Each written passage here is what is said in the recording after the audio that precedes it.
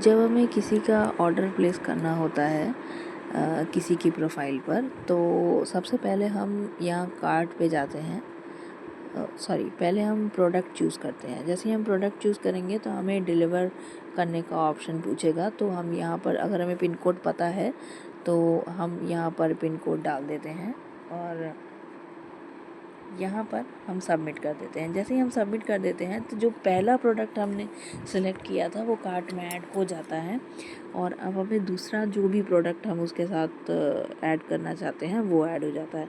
अब डिपेंड करता है कि हमें बिलिंग कितने की करनी है। अब जैसे मुझे 1200 की बिलिंग करनी है तो मैंने ये 2 प्रोडक्ट चूज़ कर लिए। आपको अगर 5000 की, 7000 की या 30,000 की जैसे भी बिलिंग करनी हो, आप उस हिसाब से प्रोडक्ट चूज़ करके कर सकते हैं। अब मुझे ये चेकआउट का ऑप्शन करना है। अब यहाँ पर हम चेकआउट करते हैं तो यहाँ पर ऐड एड्रेस का ऑप्शन आता है। ऐड एड्रेस करने का 2 ऑप्शन आता है। देखिए यहाँ पर आ रहा है set registered FBO address as delivery address. अगर हम ये सिलेक्ट करते हैं तो जैसे हम इस चेक बॉक्स में टिक करेंगे, ठीक है, वैसे ही ये वाला एड्रेस यहाँ पर कॉपी हो जाएगा। क्योंकि हमने यहाँ पर पिन कोड दूसरा सिलेक्ट किया है और ये पिन कोड दूसरा है, तो इसीलिए जैसे ही मैं यहाँ पर चेक बॉक्स पे टिक कर रही हूँ तो इसमें कह रहा है pin code does not match. तो अब हमें नया एड्रेस डालना है। तो उससे पहले हमें यहाँ पर उसका सारा डिटेल डालना होता है।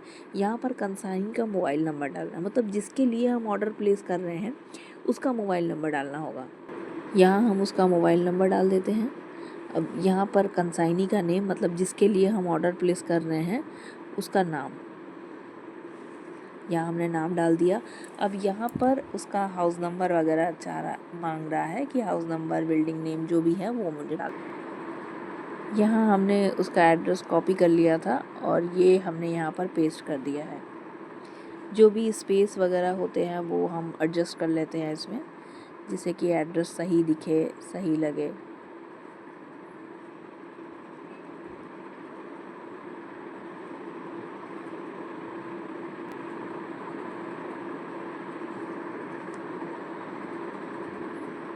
पिन कोड जो मैंने डाला था वो पहले से ही यहाँ पर है।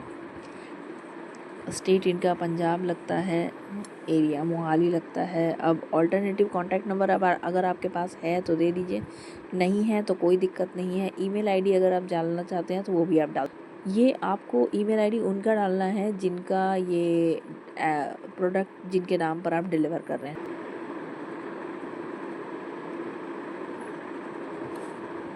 अब यहाँ से हम नेक्स्ट कर देते हैं।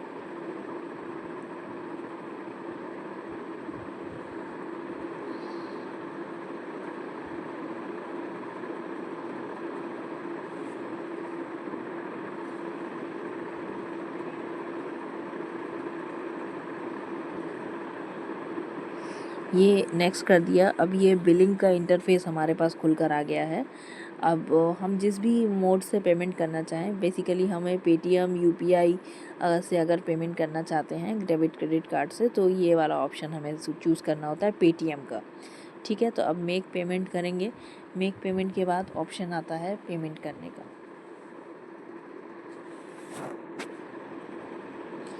अब यहाँ पर हम जिस भी उससे पेमेंट करना चाहें वो कर सकते हैं। पेमेंट हमारा सक्सेसफुल हो गया है, ये ऐसे लिख कर आ जाता है कि पेमेंट हमारा सक्सेसफुल हो गया है। अब इसे ओके कर देते हैं और फिर अब बारी आती है इनका बिल प्रिंट करने की।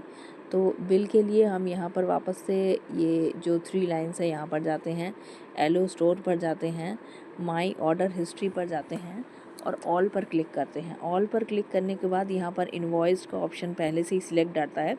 अब इसमें सबमिट करेंगे। सबमिट जब करेंगे ये हमारे पास एक ऑर्डर नंबर खुलकर आता है, तो इस ऑर्डर नंबर पर हम क्लिक करेंगे।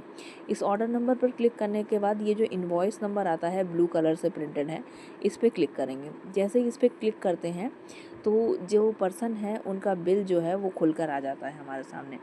ये उनका बिल है, हमने 1180 का पेमेंट किया था, तो ये उनका बिल हमारे पास खुलकर आ जाता है।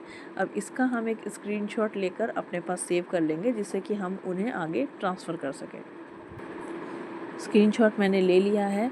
तो ये है पूरा प्रोसेस कि किस तरह से हम किसी का एक बिल जनरेट कर सकते हैं। ठीक है, अब हम बैक आ जाते हैं इनकी प्रोफाइल पर और ये हमारा बिलिंग हो गया है। अब हम इनका लॉग आउट कर सकते हैं।